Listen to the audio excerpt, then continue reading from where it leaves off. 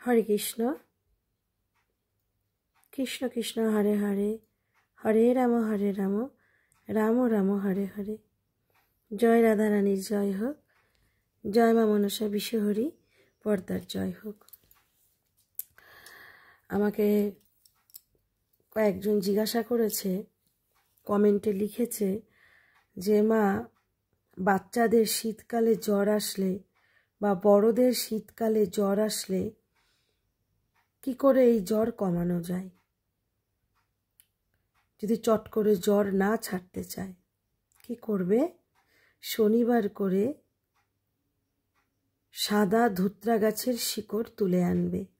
শনিবার করে সাদা ধুত্রা গাছের শিকড় তুলে আনবে, মানে মূল তুলে আনবে।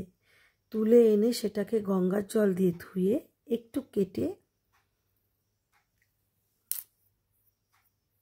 সাদা সুতো দিয়ে শিকড়টাকে বেঁধে 3টি গিঁট দেবে। ঠিক আছে?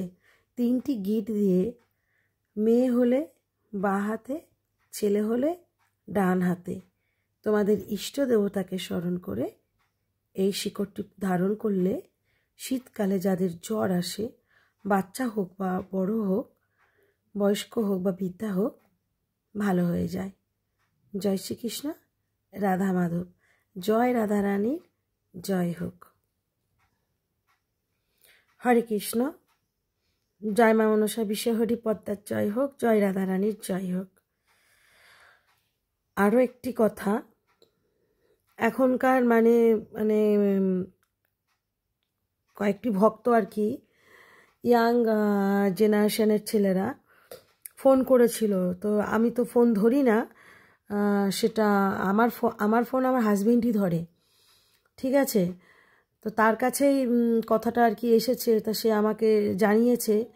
তা সেই সব ছেলেদের উদ্দেশ্য, বাবাদের উদ্দেশ্য, বা আমার সন্তান হয় তারা, তাদের উদ্দেশ্যে একটা কথাই বলবো, তোমাদের যে এই স্বপ্নদোষটা হওয়াতে তোমাদের শরীর দুর্বল হচ্ছে, বিছানা থেকে উঠতে পারো না। ঠিক আছে?